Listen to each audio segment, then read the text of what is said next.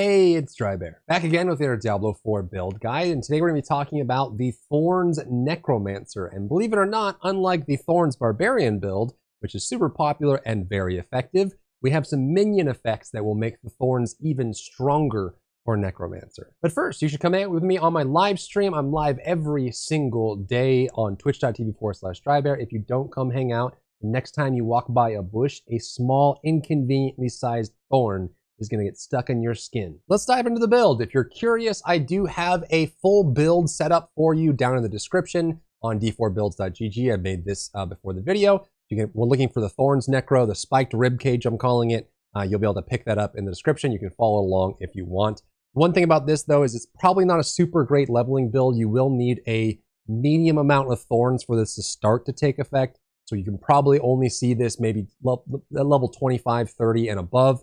At low levels, it's not going to be crazy, but you can still start using it if you want to play around with it. And the skills are still going to be pretty useful in general. It just won't be as strong as some other leveling builds. Starting off with our builder, we're going to go with Reap here. It is a darkness effect, and it does spawn a corpse, which can be useful specifically for our blood golem, which we'll talk about in a second.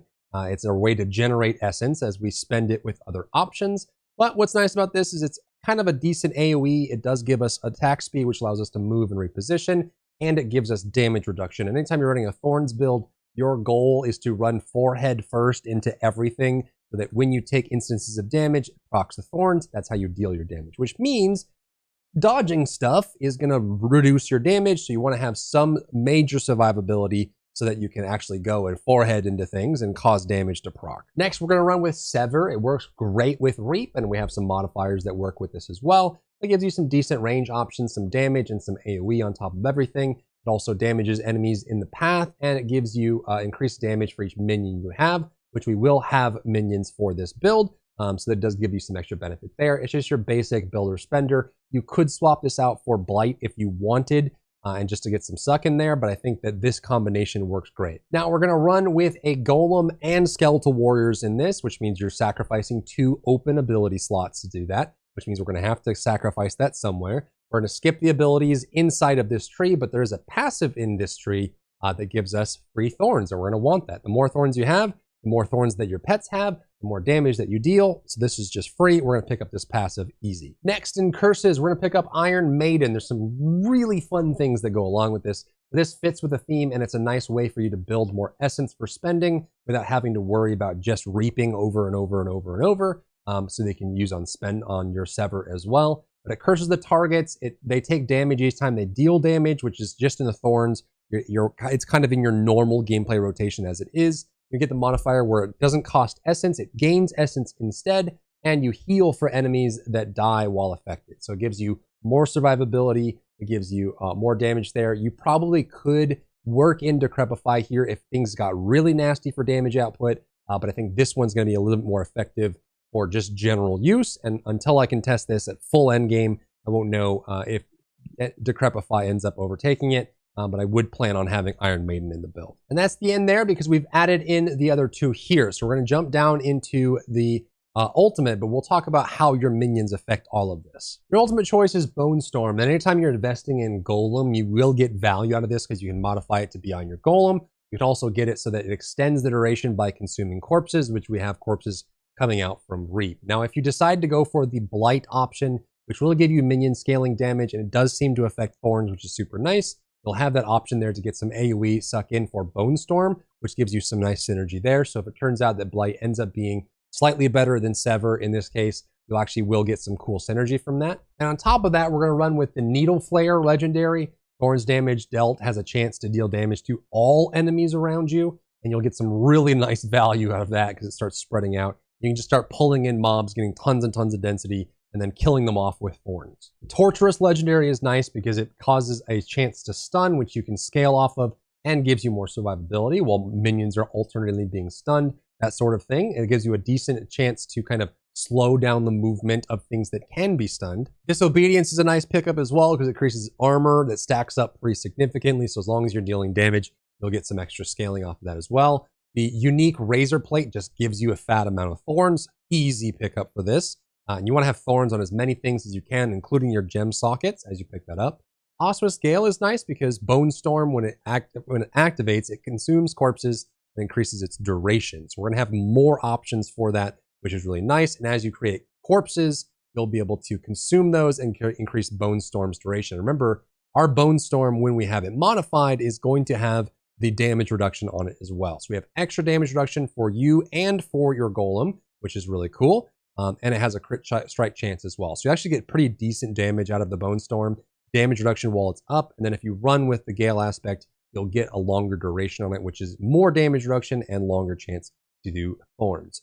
Crowded Sage, easy pickup for any kind of tanky build. You want to have the extra life per second while you're standing near targets. The Blood Getters aspect is good because we will be running the Skeletal Warriors. Needle Flare we talked about. Aspect of Night is nice because it's just more damage reduction every time you reap.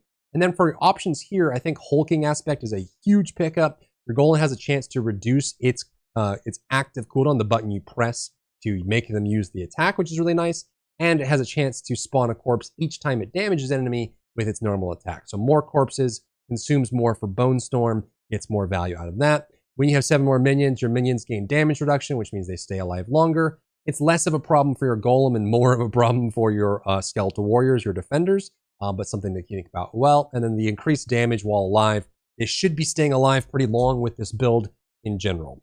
When it comes to pets, you're going to want to run with the Bone Golem. The reason we like this is because you can make it so your Bone Golem gains increased life and they inherit more of your Thorns value, which gives you more Thorns on that. Mage-wise, you're not really going to be keeping these alive, and they don't really have too much throughput either. There might be a min-max here when you have full Paragon that you can actually get good value out of some of these, possibly even the Cold Mages, to get some slows out there, some AoE cleanup as well, and gathering mobs up. But for just general usage right now, I would recommend sacrificing them to get the extra maximum essence, and it's one less target to worry about. They're not going to live that long anyways. Then for Skeletal Warriors, what's cool about this is these are shield skeletals, and they gain Thorns from you that's increased. So you actually get more Thorns on your skeletal defenders. They do have increased life relative to the skirmishers, so they live longer. They have higher amounts of Thorns. The Golem has higher amounts of Thorns. You're scaling the Thorns. You're giving them more Thorns. All of that works amazingly together. So very excited about that. You will want to get extra health for them. There's some passives here that are pretty nice. Increased damage to distant enemies should work against the projectile throwers. So if they're too far away and they're just throwing projectiles at you and they trigger Thorns from distance, you'll get some damage on that, which is super nice.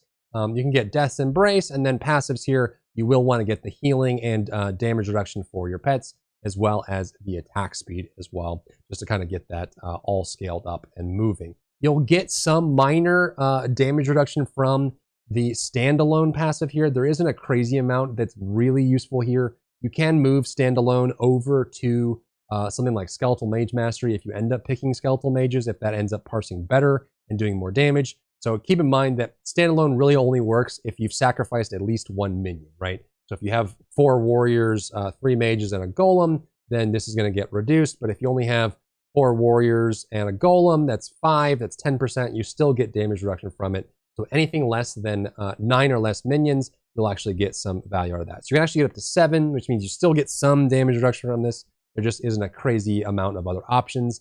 You could go with Bone Skill scaling just for Bone Storm, which is nice, but the damage reduction does kind of scale up pretty nicely with that. Paragon-wise, there's so many good glyphs for it. I think like the Revenge Glyph and the Revenge Glyph, as well as some of the other glyphs that come up over here, like Dead Razor or Control, are really nice. But I think for building, this is my first shot at a Paragon board for the Scelemancer or for the Thorn Necro build.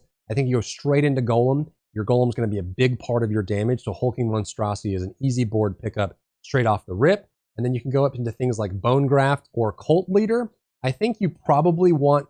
Cult Leader is going to have more value for you because it'll affect your minions. And then Bone Graft has some nice things on it that can really scale up.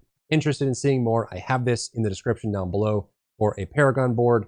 I haven't been able to test this fully, so this probably will change once I get a handle, like an actual hands-on with the game at end game with a full build and freedom to play. But this is kind of like my first pass at it if you're looking for something. So if you want to use this build, you want to use Thorns, the full build is down in the description. If you enjoyed yourself today, leave a like down below. You can support me and my work on Patreon and view Patreon exclusive content, link in the description. Thank you so much for tuning in, and I'll see you in the next one.